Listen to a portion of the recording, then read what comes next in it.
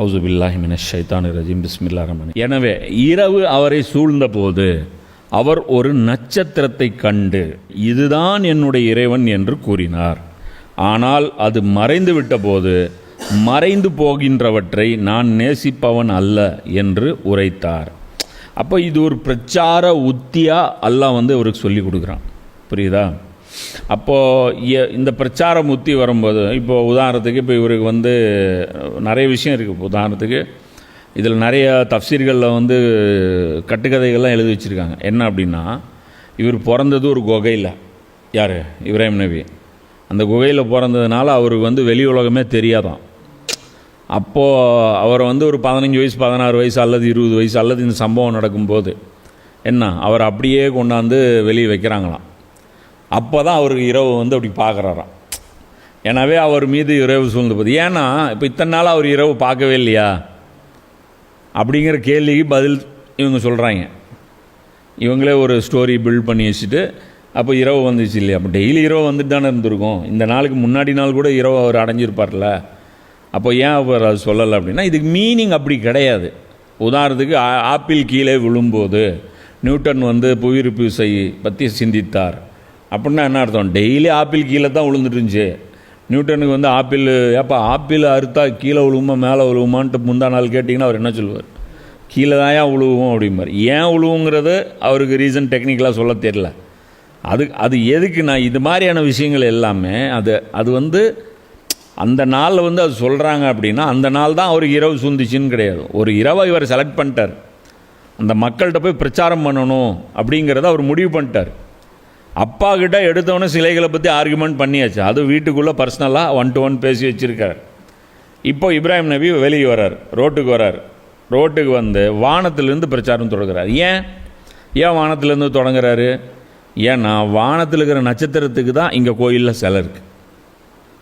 என்னடா சிலை? அதோட சிலை. அப்போ அதுதான் கடவுள். ஓ, அதுதான் கடவுளா? இது என்னது? அதோடைய காப்பி.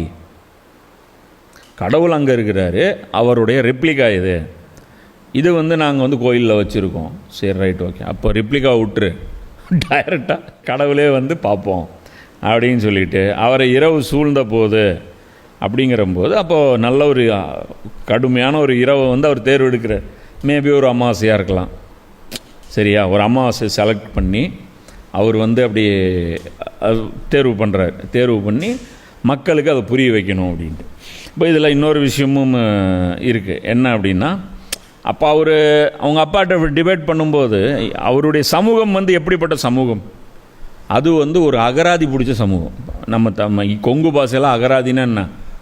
அகராதினா திமிரு பிடிச்சவன்னு அர்த்தம். ஏன்னா அதுவும் சொல்லணும். ஏன்னா மற்ற ஊருக்கு வேறு மீனிங்கு. லொல்லு பிடிச்சவனுங்க, எடக்கு பிடிச்சவனுங்க. அது பார்த்தீங்கன்னா ஃபைட்டாகவே போயிட்டுருக்கும். மன்னர்கள்ட்டையும் ஃபைட்டு தான், இந்த கோயில்லையும் ஃபைட்டு தான், அப்பாக்கிட்டையும் ஃபைட்டு தான். ரொம்ப தர்க்க ரீதியாக பேசக்கூடியவங்களாக இருக்காங்க. ஸோ அவங்கள ஃபித்ரத்தை நோக்கி அவர் எழுப்புறதுக்கோ ஃபித்ரத்தை மறுபடியும் ஆக்டிவேட் பண்ணுறதுக்கோ அவங்க ரொம்ப சேலஞ்சிங்காக இருந்தது. கூப்பிட்டு தாவா பண்ணலாம் அப்படின்னா உட்காந்து கேட்க மாட்டான். அவன் வந்தால் தானே, அவன் பாட்டுக்கு பிஸியாக இருக்கான். கோயிலுக்கு போகிறான், வர்றான், போகிறான், அங்கே போகிறான், இங்கே போகிறான், இதுங்கிறான், அப்படிங்கிறான். நான் வரமாட்டேங்க, எனக்கு வேலை இல்லைங்க, எனக்கு டைம் இல்லைங்க, எனக்கு அது இல்லைங்க, இது இல்லைங்கிறான். அப்போ இவங்ககிட்ட எப்போ தான் டீல் பண்ணுறது? இவனுங்க ஒரு நாள் ஃபிக்ஸ் பண்ணி வச்சுருப்பானுங்களா, ஒரு அமாவாசையில் அந்த நட்சத்திரத்துடைய கடவுள் வரும்போது அவன் போய் அதுக்கு காணிக்கெல்லாம் செஞ்சு அல்லது ஏதோ ஒரு விளக்கை ஏற்றி என்னத்தையும் ஒன்று பண்ணுவான்ல. அப்போ அந்த நாளை இவர் செலக்ட் பண்ணுறாரு. அதே மாதிரி ஏன் இங்கேருந்து ஸ்டார்ட் பண்ணுறாரு? வானத்துலேருந்து ஏன் ஸ்டார்ட் பண்ணுறாரு? அவங்க அவர் இப்ராஹிம் நபியோடு கேட்டிருப்பார், ஏன் மன்னருக்கு எல்லோரும் கொண்டு போய் டேக்ஸ் கொடுக்குறீங்க? ஏன் அவர் கடவுள்? எப்படி கடவுள்னு யார் சொன்னா? பூசாரி சொன்னா. பூசாரி சொன்னால் எப்படி கடவுளாயிட முடியும்? பூசாரிக்கு யார் அதிகாரம் கொடுத்தா? சிலை கொடுத்துச்சு. சிலையா? எந்த சிலை? இந்த சிலை. இது எந்த சிலை? அதோட சிலை. அப்போது பிரச்சனையோடைய வேற நோக்கி போகிறார். புரியுதா? இவன் மன்னர்கிட்டையோ அல்லது இந்த சிலைகள்கிட்டையோ அந்த பூசாரிக்கிட்டேயோ இவங்ககிட்டயோ போகாமல் பிரச்சனையோடைய டைரக்ட் வேறு. அதுதானே கடவுள். அதுவே கடவுள் இல்லைன்னு ப்ரூஃப் பண்ணிட்டா மீதி எல்லாம் தகர்ந்துருமா? ஒரு முட்டை அடித்தா எல்லா முட்டும் விழுந்துருமா? ஒன்றை சுற்றி எடுத்து தட்டி விட்டால் எல்லாம் முடிஞ்சிருமா?